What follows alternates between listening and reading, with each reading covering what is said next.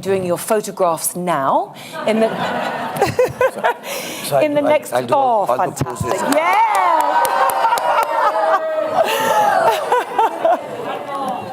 Oh, another one. Oh, this side. Oh my goodness.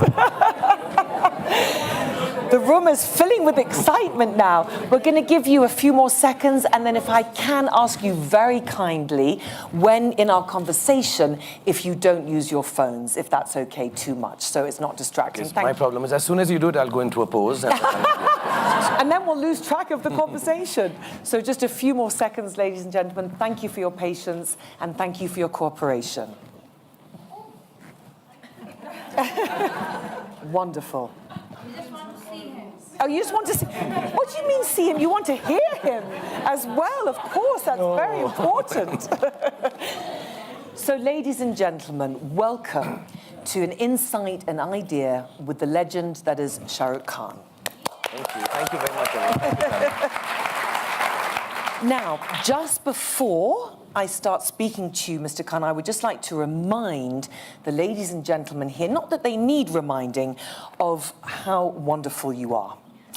Of course, Shah Rukh is one of Bollywood's most prominent actors who's been at the forefront of the Indian film and television industry for over 30 years.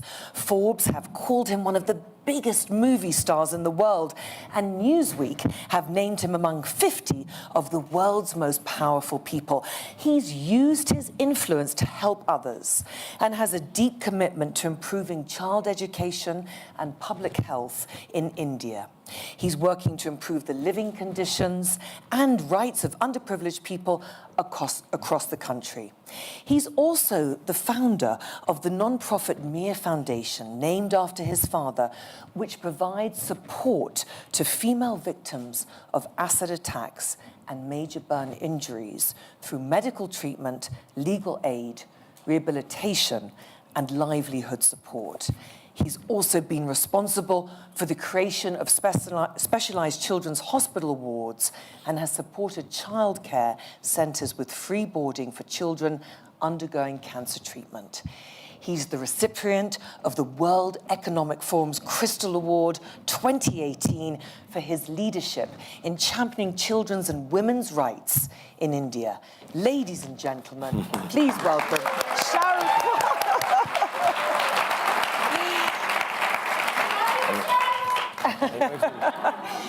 It's been a long time since a lady sat so close to me and praised me so much. Thank you, Tanya. It's a long, long time. Shah Rukh, it's such a pleasure to see you here. And of course, you received the Crystal Award last night. It's a big honor. What did it mean personally for you? Because, of course, you've received many awards from around the world. You've been praised for all your work in your career so far. But what did last night mean for you? To be honest, like I've always maintained this, and I think a lot of people, and I'm being very honest about it. I love awards,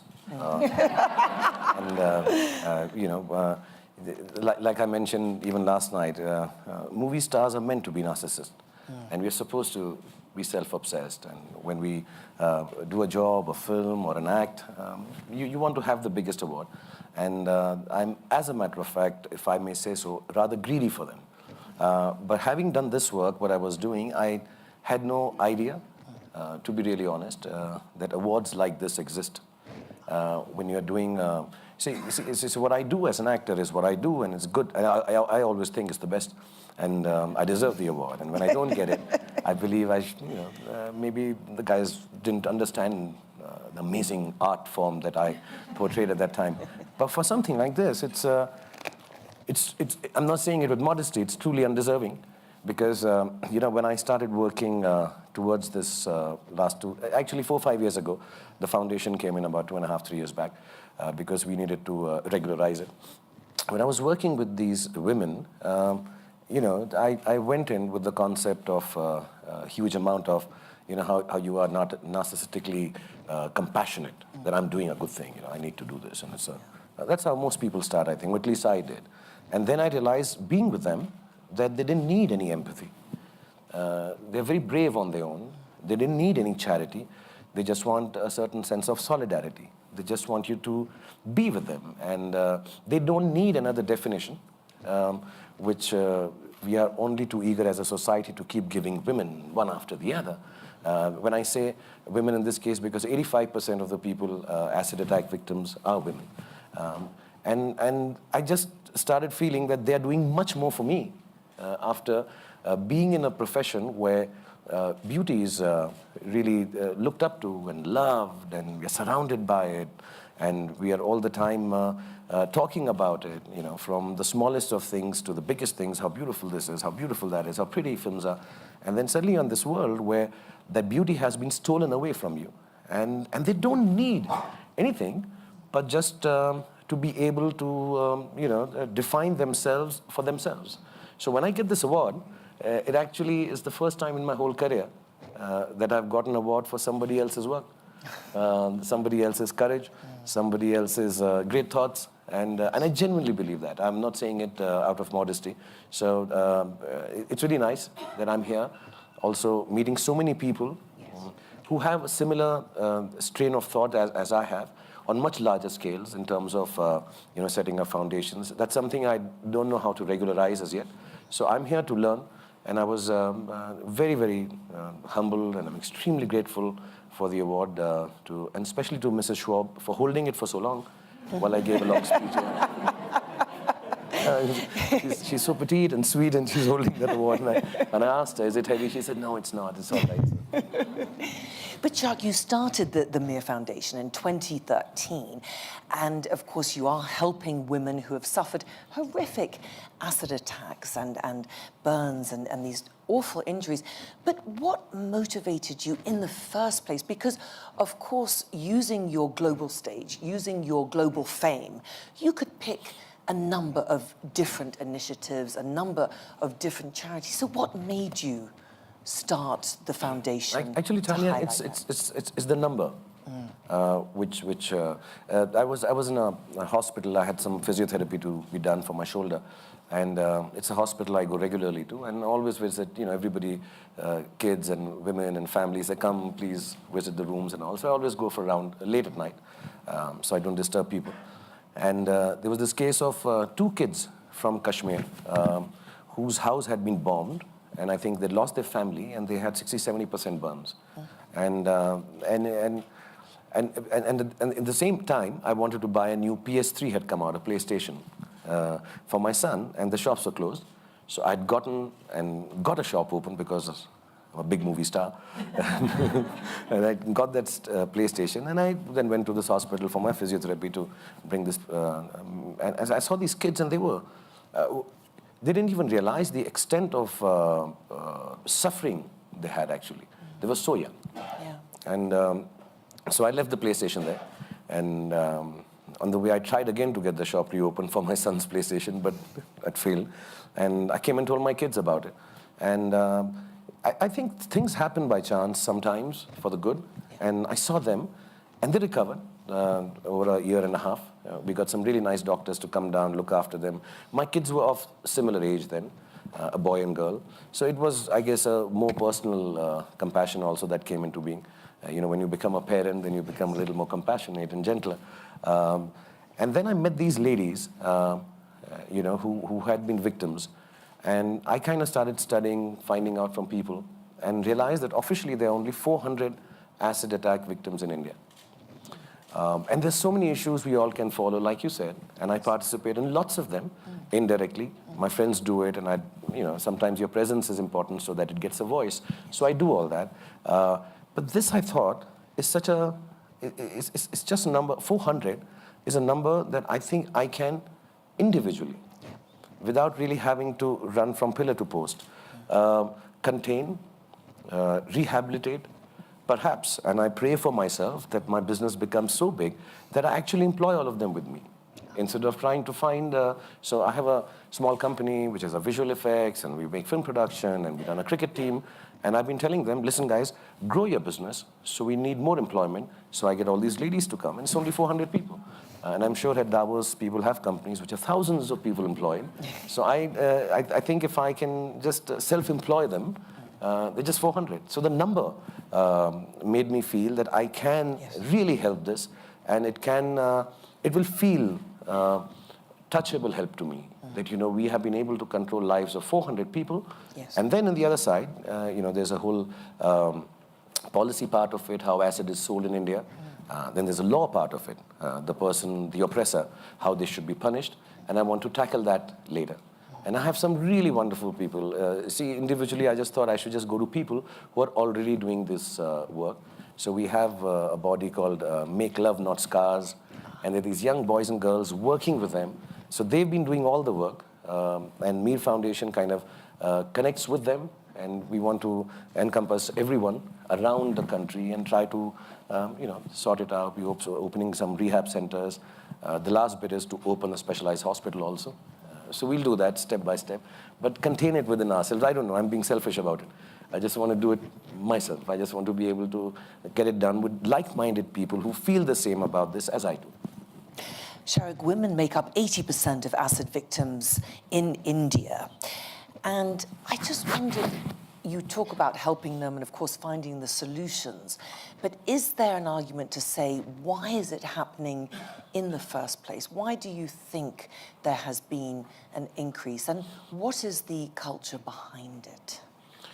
We have now collected data, and we're doing this even geographically, that where all it happens more in the country and around the world, not just the country, and how some places, the increase in the punishment going up to death penalty in places has actually reduced this. Okay. But I think it is, it's the unfortunate same strain of thought where, we keep coming back to this, and it's really unfortunate that a woman is not allowed in a society to assert her choice more often than not. And it's as simple truth as that.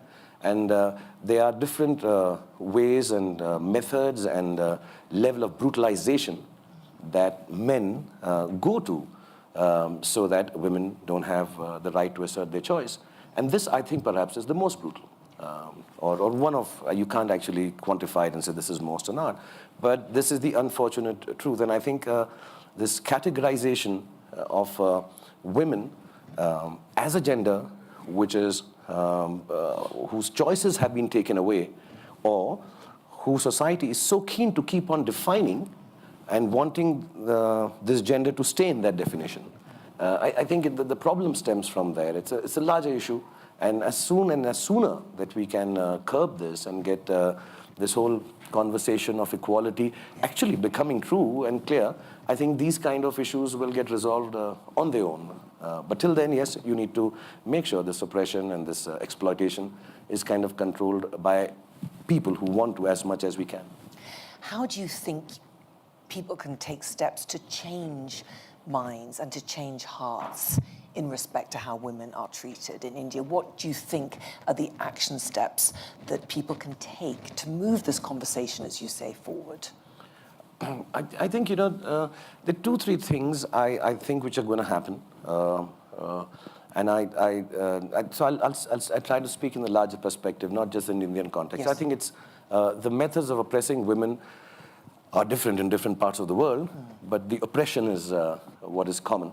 I think this categorization of humanity that started, and I think categorizing people according to their biological differences is perhaps the oldest and the most primitive, so to state. And I think we are so scared of things that happen to us which are not familiar. We as human beings, even as specialized corporators and everything, we are so keen on putting things into boxes so that we understand them. And somewhere, because we were not so familiar or we were threatened by this biologically different creature called woman, we quickly put definitions and categorize. So you have to be gentler, you have to be sweeter, you have to be kinder, you can't sit with your legs open, and you have to, for most of the definitions were subservient to the other gender. And I think this categorization is going to fall through in some time. And for that, of course, all of us, and we'll have a lot of conversations, and every time we're talking about empowerment of women and how it has to change. But I think, this medium, the social medium itself that has changed, this communication that has started, for a bit, because we all got connected, I think for a bit is going to solidify these differences for a bit, and then they'll all just crack. I think it's going to be a natural phenomena of progression. But till such time, all I need to tell, I mean, of course, when I was yesterday, I think, one lady came up to me and said, so you have to talk about how men should change their attitude towards women. Most certainly. But I would just like to tell women, and I don't need to actually, but I'll still say it, women just be women. I think there is nothing more equal than that, because a bully tries to oppress you, and two things happen. If you get oppressed, he's very happy. Even if you retaliate, he's happy because he got to you. But if you just remain as you are, the only thing we all look for is validation as human beings. Only thing only thing the women are looking for is, please don't define us. We don't want to be defined by society. Let us just be who we are. So do not, there's a thing I was discussing with a friend of mine on the phone, that we even desexualize powerful women. It is the most shocking thing to me. Sometimes they're powerful women, and we somehow desexualize them. That she's so much like a guy. She's such a man. The way she, because men are scared. Yes. Men are scared. Do you think they are, Shahrukh? Most certainly, I'm scared. What are you scared of? I'm scared of women loving me too much. Okay, that's very different. That's very different. Shahrukh, I just want to ask you about if you feel that governments are doing enough. You're talking about this global conversation of changing attitudes to women around the world. Now, in 2017, the Indian government brought in new legislation to give acid attack victims official recognition. Do you think that's a big step forward? Do they need to do more? What would you like them to do? No, huge step. I think that's extremely commendable, and I don't want to sound patronizing. They even, all hospitals are now given a certain amount of monies to look after them. Treatment has to be free of cost. But having said that, I think some people like us have to come forward, because rehab does take a long period in this case, So, and also there is a little bit of, understandably so, a bit of fear attached to, once this happens to a woman, in the areas that it happens, sometimes they want to go forth and get it even treated. It becomes like a stigma. It becomes, and it's a very scary thing, So a lot of women are not able to have access to all these programs that have come in. Of course, this recognition plus even the monies that are being given is a fantastic step. So I think the awareness part is something that we'd like to bring and go up to these women. That's why we are even trying to offer legal advice. We want to take them under our fold and say, listen, it's all cool, let's just get down, we'll get you treated. And yeah, there is money sanctioned by the government for this treatment, apart from the one that we can bring forth if we have to. So I think it is really a big step forward. And I think the next two big steps, which will happen, see, I think this is a fight nobody will have to fight for. I don't think as an organization one really needs to go out and say, do this quickly and all. I think it will be done. It is so blatantly wrong and oppressive and exploitative and aggressive. I think the law will also change and become stronger against the oppressor in the coming days. And I think there will be more control, which already is there. I think 2-3 years ago, acid cannot, anything byproduct of acid or acid stuff cannot be sold across the counter. And some of the cases, like I think last year was not exactly 400, a little less than 400. So it is affecting, and these steps are fantastic and extremely welcome that are being done by the government. Well, today we also saw Prime Minister Modi here at the World Economic Forum. The first Indian leader to be here in 2 decades. Shahrukh, what would you like what's his message that you would like in terms of women and improving things? Well, 3 days ago, I think just before he came to Davos, and here, when I landed here, I was seeing one of his interviews. He hasn't done too many. I think this is the first one after a long time. And he said one thing which was most interesting, which he did today, which we're all very proud of, that I'm going to Davos to go and, in Hindi they say, dhindora pitna, to drum about the resilience of the Indian people in face of such strong changes as GST and demonetization and other stuff that is happening. And that's what exactly he's done in the speech, so that's nice. So he came and said, if you want peace and you want prosperity, if you want happiness and health, and if you want wellness and wealth, come to India. So all that is it's like first time, like you said, in 20 years. Yes. An Indian leader's here, and I think first time in some years, India is changing a lot. So it's wonderful for the Prime Minister to have come here, spoken the way he did. And his, there is this whole drive he started with when he came to power, which is about, Beti Bachao, Beti Padhao, which I think is outstandingly amazing. It must have been there, but he's brought it to the fore, that get the girls to be educated. Yes. That's how you'll get them to prosper and save them from being oppressed. So I think that's a big drive all over the place. And yes, these kind of drives take time. So I think they're going to show results very, very soon. Then there are some changes in the law, in the triple talaq law that is being done. So a lot of oppression to women. I think this government is giving a huge amount of onus upon looking after things that they can do for the betterment of women in the country. So you feel he's doing enough? Absolutely. I think this, even just the thought of Beti Padhao, Beti Bachao, I think is really nice. And I'm sure in different states, and there will always be, India is very diverse. Yes. It does become difficult to implement things as soon as you wish them to. But I think it's a great drive, and I think it's one of the most forward-moving drives. Personally, I like two of them, Make in India and Beti Padhao Desh, Beti Bachao. I think these two are the best ones, where you want to make everything in India and get our ladies and girls to get more educated. Shuruk, I want to ask you about your own life now, if you don't mind, and where this motivation to help came from, because I know that you lost your father at a young age, and 10 years later you lost your mother, and you've always said that your mother, your sisters, your aunts, the women that when you first went to Mumbai, the big stars of Bollywood that helped you, have women played a very important role in your life, do you think?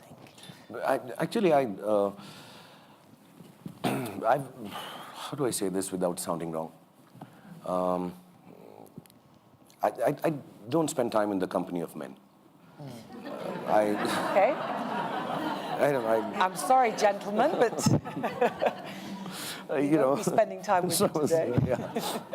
Well, I was 14 when my father died. So I had a mother. My mother had no brothers, and her father had passed away. So I had 3 aunts and a grandmother.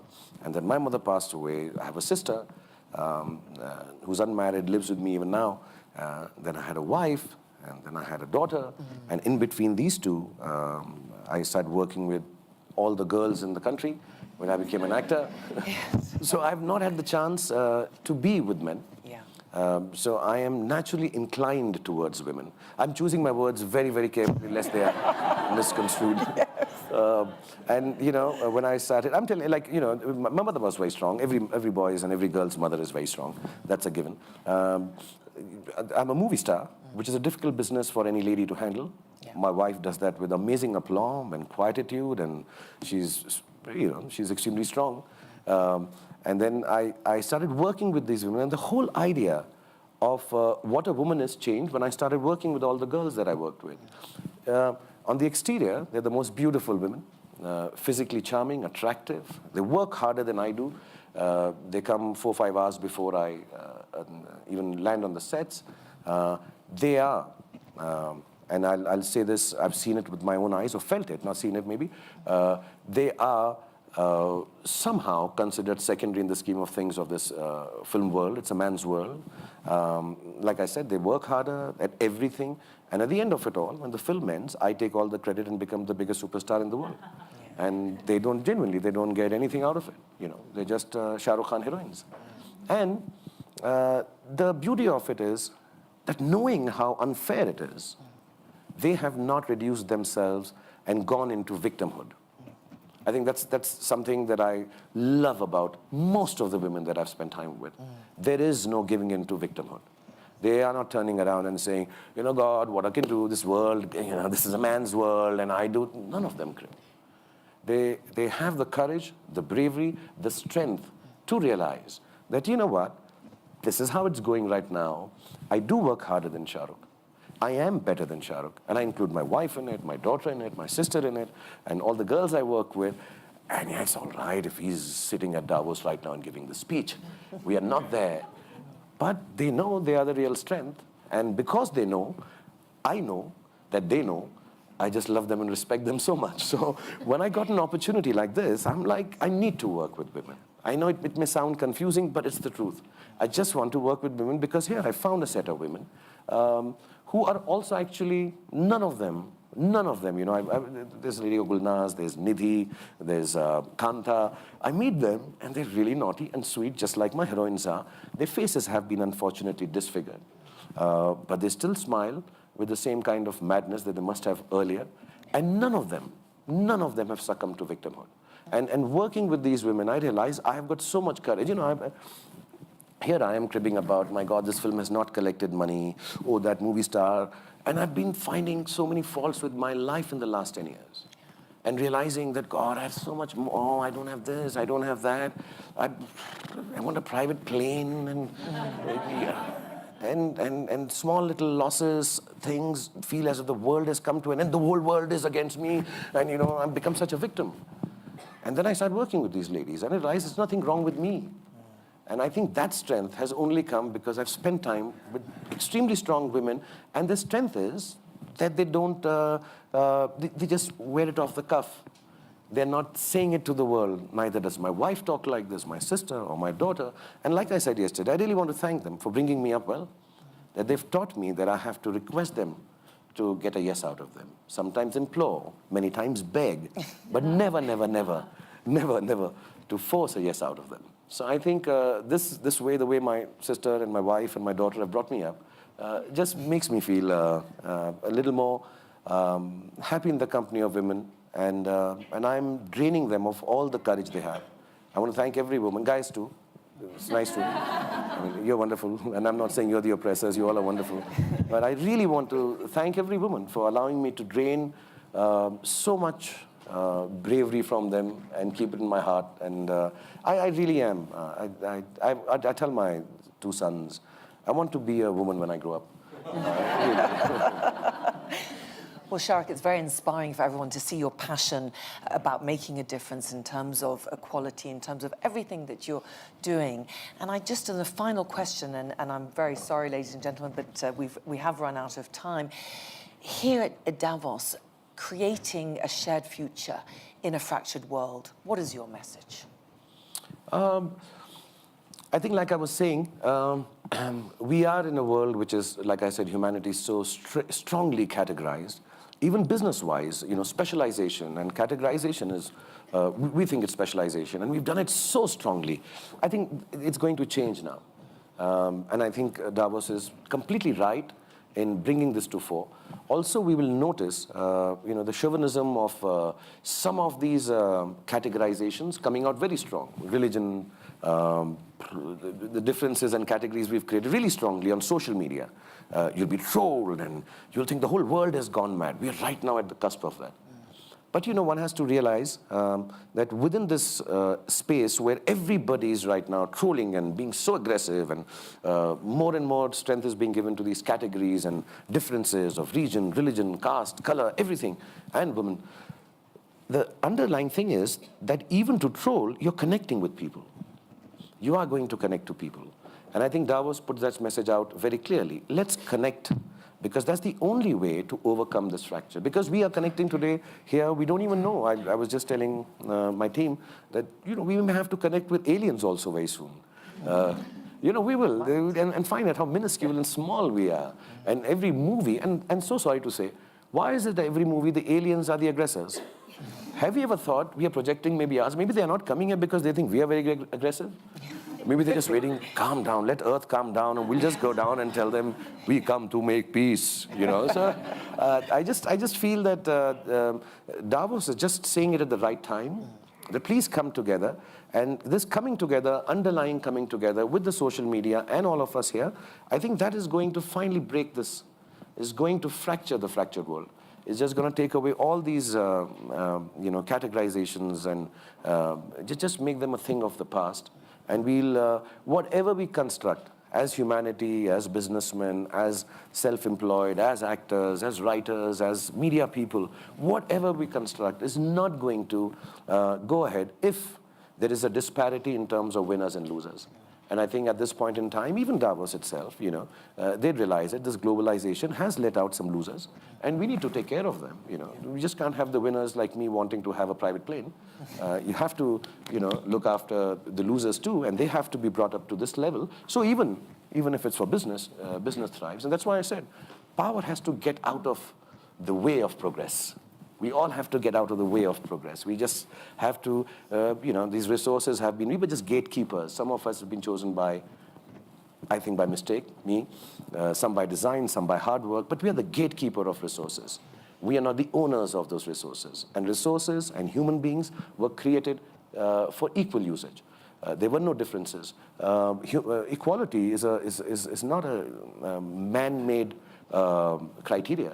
We are not the ones who've brought out equality as a word. Yeah. We're just peddling it and using it as a product to sell. Post, we have already created the categorizations and, you know, now let's sell equality because we've made so many differences in people and make some more money. No, equality is a given by nature. Equality is given to us by nature. We're all equal by birth, and resources are to be treated equally. And some of us have just got to be gatekeepers. We need to open that up. And I think Davos is sending out that message. This year, this is my first time I've come here. So I'm really, really happy to be here. And I've never seen so much snow in my life. And I've never slipped so often on the snow in my life. Careful. And you too. And we found out, Tanya and me found out, when you slip on the snow, then you hurt yourself, then you come for a speaking session, then you concentrate more. Yes. Because the pain makes you sit down like this. Yes, the focus. And the focus is there. Yes. So thank you for the focus, Davos. And, well, Shah Rukh Khan, thank you very much for your focus today. Thank you so much. Thank you. Wonderful. Thank you so much for joining us. Shah Rukh Khan, ladies and gentlemen. Thank you very much.